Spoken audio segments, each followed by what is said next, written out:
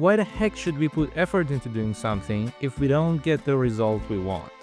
We feel fear when we are not sure about the results, and therefore we lose most of our energy and creativity when trying to achieve something, maybe a simple or the most crucial goal of our life. We should be mindful instead. How? Let's save the day by listening to this episode.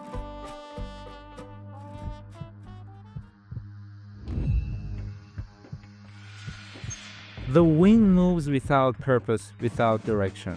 Or maybe it carries whispers of thoughts too quiet for the world to hear. I've always wondered, are we just drifting, searching for meaning in the void, or do we create it ourselves? This is Windy Words of Parsa, a quiet space for those who think too much, feel too deeply, and find beauty in the unanswered. Here, we wander through poetry, philosophy, and fleeting moments, not to find truth, but to embrace the questions themselves. So stay a while, let's lose ourselves, and maybe in the wind, we'll find something worth holding on to. Or maybe we'll just let it go.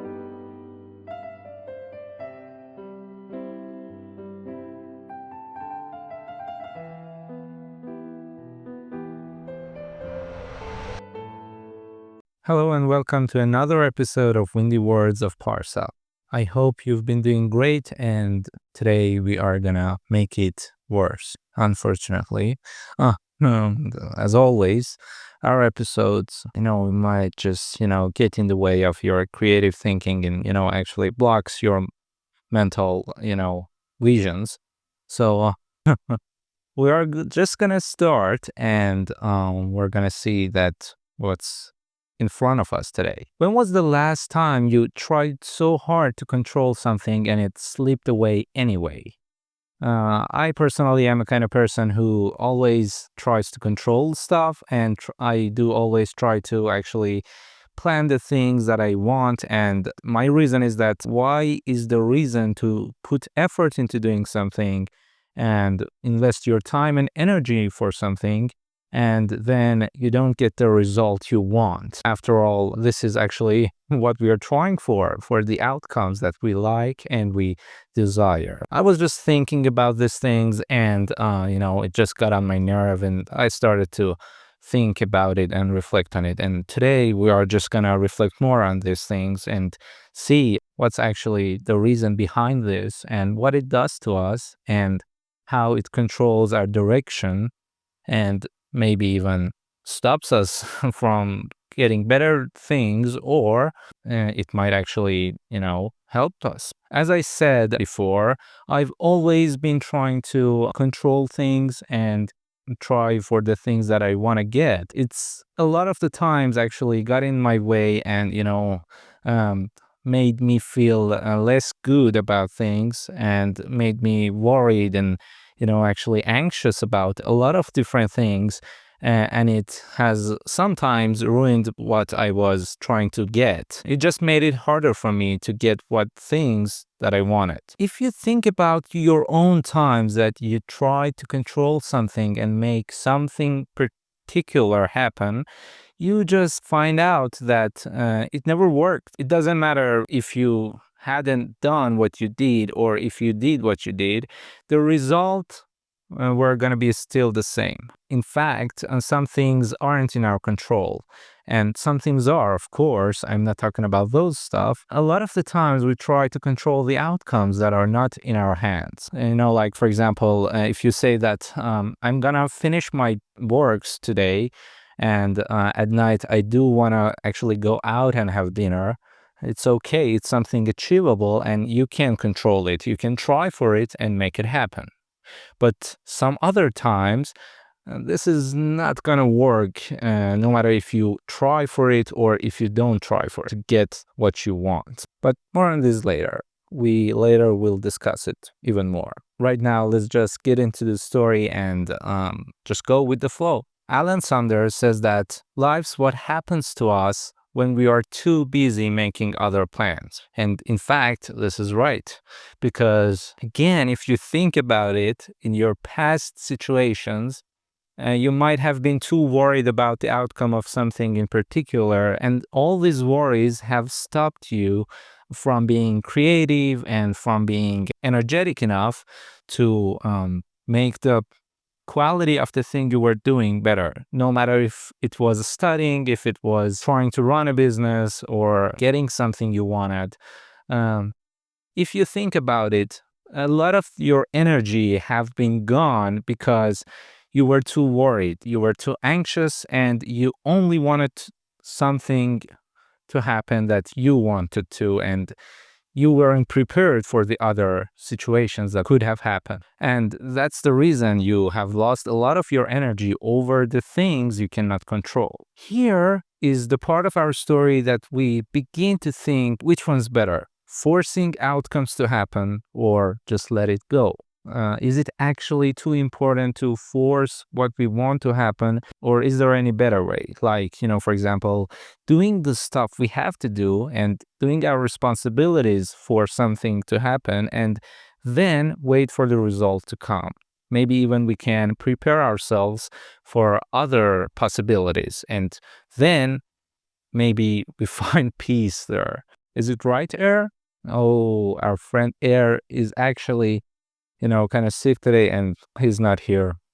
So I just, have to go alone, have to, keep talking alone and Air is not here.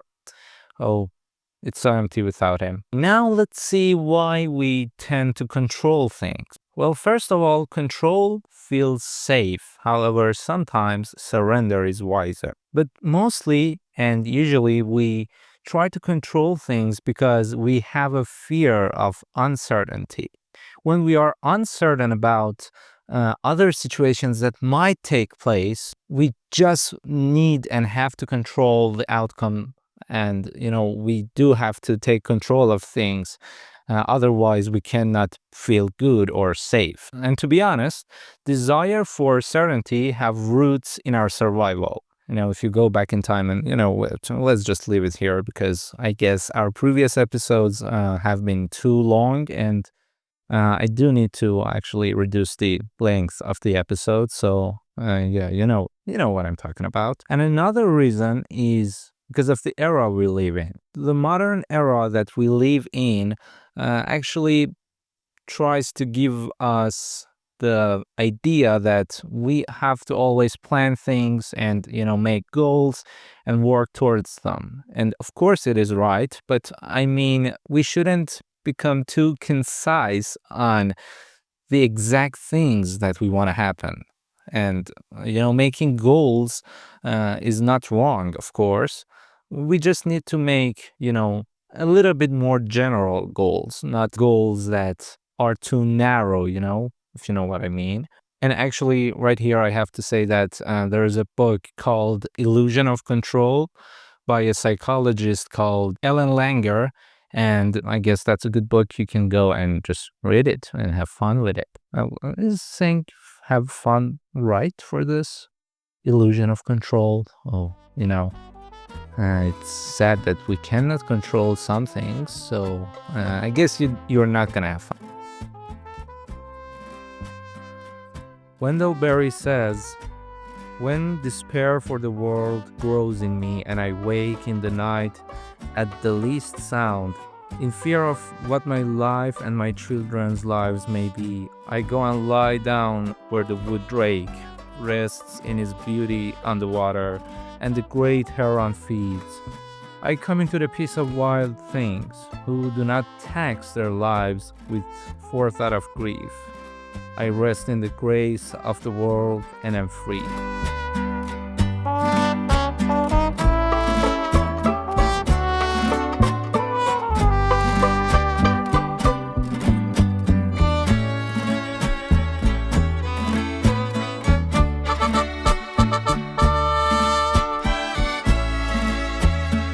Alan Watts says that man suffers only because he takes seriously what the gods had made for fun.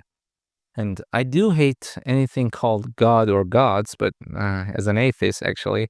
And but the content in this sentence is actually something great that we need to think about, because it's a really beautiful quote, and it just made me feel the words. The problem of wanting to control everything so much is that anxiety we get from it, and it causes us to lose creativity. And it's a very important thing. All our problem solving and this stuff will be lost when we are too anxious about the outcomes that might happen that we don't like.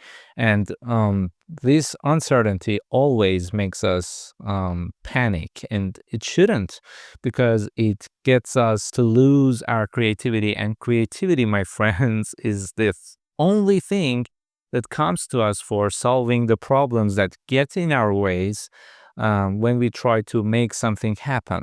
Let's say you are trying to run a business, or maybe just a project.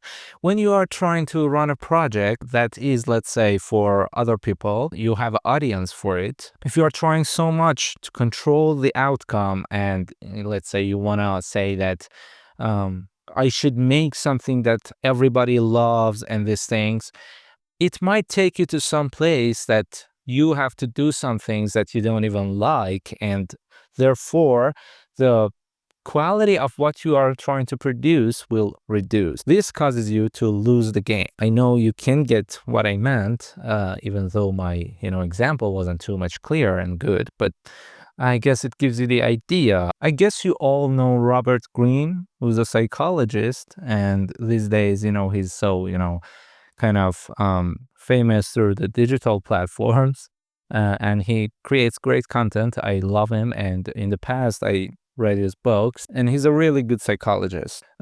He has described that we have good and bad uncertainty. Before saying this, let me actually describe something else. First of all, we have uncertainty about the things that we can control, that are like personal and this stuff, and some other times we have uncertainty about things that we cannot control, like, the world related stuff like global warming and these things. Of course, it's right that we take steps and we make efforts for those things by, for example, joining some campaigns and this stuff, and try to make the situations better. But worrying about the outcomes of those things is not in our control and just are gonna stop us in life. But the uncertainties that are related to oneself has a good side and a bad side. We have good uncertainty, which is when you have a sense of direction of where you're going, and then there is a little bit of adventure and you don't know exactly what's going to happen. And Robert Greene says that it's what makes life fun and lovable. However, we have bad uncertainty when we are, as I said, when we are trying to be so concise and so exact about the things that we want to achieve. And we say that, oh, if this particular outcome doesn't happen, oh, it's all ruined. This is the bad uncertainty that we do want to avoid. So you should finally accept the things you can change and let go of the things that you can't control. This is the ultimate answer to this problem. Now let's describe it a little bit through the eyes of philosophy. Epictetus says that make the best use of something that's in your power and take the rest as it happens. And Nietzsche also says that discomfort and embarrassment are necessary for growth. Again, if you think about what Robert Greene said, and I just explained it to you, you can understand why this makes sense, what Nietzsche says. And Buddhism philosophy says that suffering is attached to control. Because again, as I said, when we try to control things, we suffer and suffer and suffer because we do really and only want the things that we want to happen. But ancient China has some philosophy called Wu-Wei that comes from the Taoism. Taoism is actually the name of the ancient Chinese philosophy, I guess. And it suggests that you have to stop forcing and things will still get done.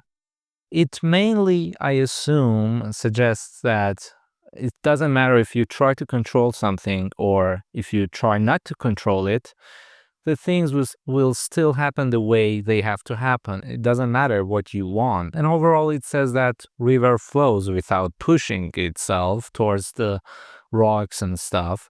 And it just goes and waits for the result that is there for him. I am against this type of thinking because, again, I said in at the beginning of the episode that what's the reason for putting effort into doing something if you don't get what you want? But being too concise is the problem here.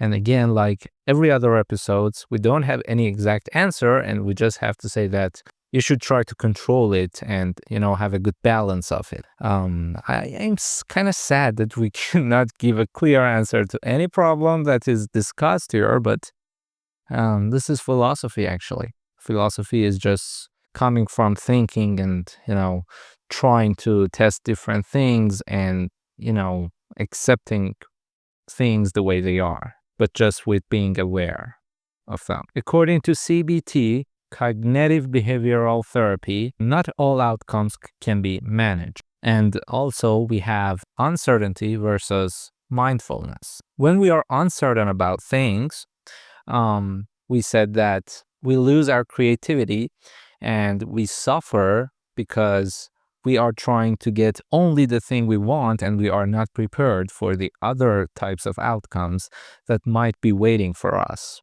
at the end of our journey. But mindfulness is something that is always useful. Mindfulness is when you are aware of the other outcomes and results that might take place and you try to achieve one or two particular outcomes. When you have a plan A and plan B, and you're aware of the obstacles and still try to make what you want happen, but also you are prepared for the other things that might take place.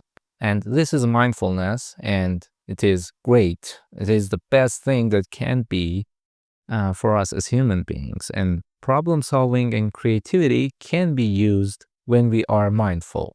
And actually, to be honest, they can be used at their maximum potentials. John Kabat-Zinn says that you can't control the waves, but you can learn how to surf. So what are the steps for letting go? Firstly, you have to acknowledge what you can control and what you can't. And then you should do your best doing everything and just wait for the result and let things go the way they have to go. Because even if you're able to control something, you might ruin some other things that might have happened after that. Of course, journaling is something that can help you here too, as all the psychologists always say that you have to, do the journaling. Journaling helps you be aware of what you can and you can't control.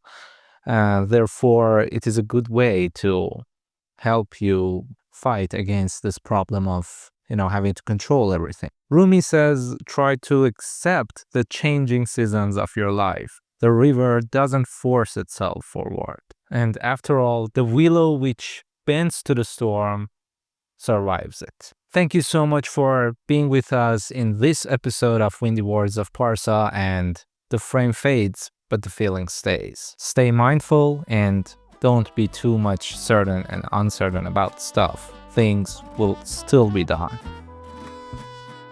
Hafiz writes, the small man builds cages for everyone he knows, while the sage who has to duck his head when the moon is low keeps dropping keys all night long for the beautiful rowdy prisoners.